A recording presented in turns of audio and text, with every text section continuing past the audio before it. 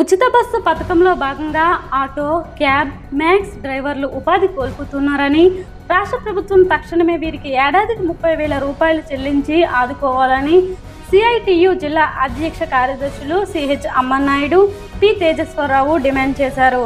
CITU ఆధ్వర్యంలో auto డ్రైవర్లతో కలిసి ఆర్ఎండ్బి బంగ్లా నుంచి కలెక్టరేట్ వరకు ర్యాలీ నిర్వహించి కలెక్టరేట్ వద్ద ధర్నా గురువారం చేపట్టారు. అనంతరం జాయింట్ కలెక్టర్ ఫర్మాన్ అహ్మద్ ఖాన్ను కలిసి వినతి పత్రం అందజేశారు.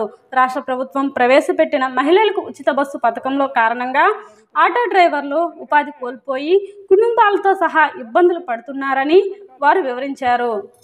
ఆలోచించుకోవాల్సింది ఎందుకంటే మనం ఆ ఫ్రీ బస్సు పెట్టేటప్పుడు ఆటో డ్రైవర్లకి నష్టం ఉందా లేదా అనేది కూడా ఆలోచించకుండా ఈ ఫ్రీ బస్సు పెట్టారు. ఆ ఫ్రీ బస్సు పెట్టడం వల్ల దానికి మేము సంతోషిస్తాం. కానీ ఆటో డ్రైవర్లకి దానికి సంబంధించిన ఆటో డ్రైవర్లకి ఏంటంటే ఒక మేలు చేసేటట్టు చేయవలసింది. అది లేకుండా ఈరోజు మేము చాలా నష్టపోయాము. ఒక పథకం పెట్టేటప్పుడు ఆలోచించాలి, అది ఆలోచించకుండా పెట్టారు.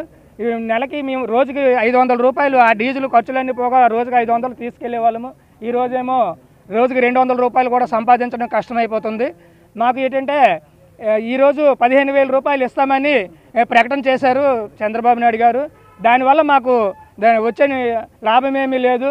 కనీసం మేము చేసే డిమాండ్ కూడా ఎక్కువ అడగట్లేదు. మాకు 30,000 రూపాయలు ఇవ్వాలని ఈరోజు అడుగుతున్నాము.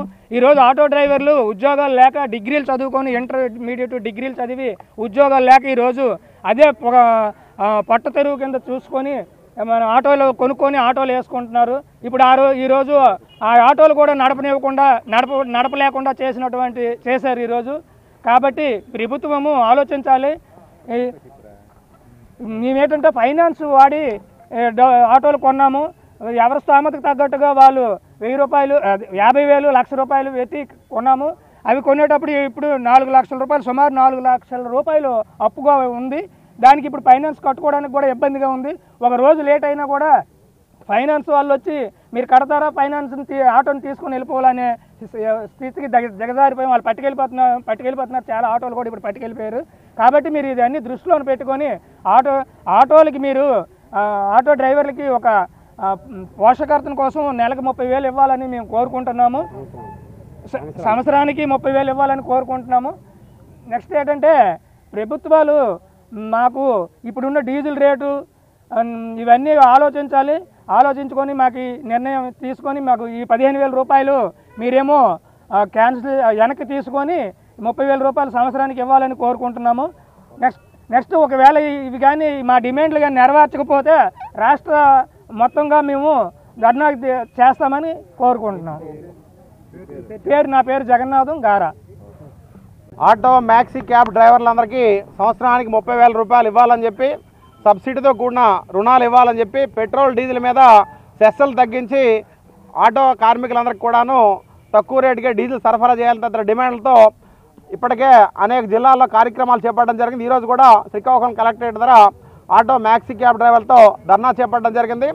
ఈరోజు ఎక్కువ మంది ఉపాధి లేకపోవడంతో, ఉద్యోగాలు లేకపోవడంతో ఇంటర్మీడియట్ డిగ్రీ చదివిన వాళ్ళు కూడా పొలాలు కూడా అమ్మేసి ఈరోజు ఆటోలు కొనుక్కొని జీవనం పొందుతున్న నేపథ్యంలో 3 నుంచి 4 లక్షల రూపాయలు ఫైనాన్షియల్ ద్వారా అప్పులు చేసి ఈరోజు ఆటోలు నడుపుతున్న నేపథ్యంలో ప్రతి నెల కనీసం ఆటోలు కిరాయి కట్టడానికి కానీ ఫైనాన్షియల్ కట్టడానికి కూడా గతంలో ఆదాయం వచ్చేది. ఈరోజు రోజల్లా తిరిగినా సరే 200 రూపాయలు కూడా డీజిల్ ఖర్చు కూడా రావట్లేదని చెప్పి ఆవేదన చెందుతున్న నేపథ్యంలో ఉదయం నుంచి సాయంత్రం వరకు తిరిగిన తర్వాత ఇంటికి పట్టుకెళ్ళడానికి, కూరగాయలు కొనడానికి కూడా డబ్బులు లేని నిస్సహాయ స్థితిలో ఆటో కార్మికులు తీవ్రమైన దుర్భర పరిస్థితులు అనుభవిస్తున్న పరిస్థితి ఉంది.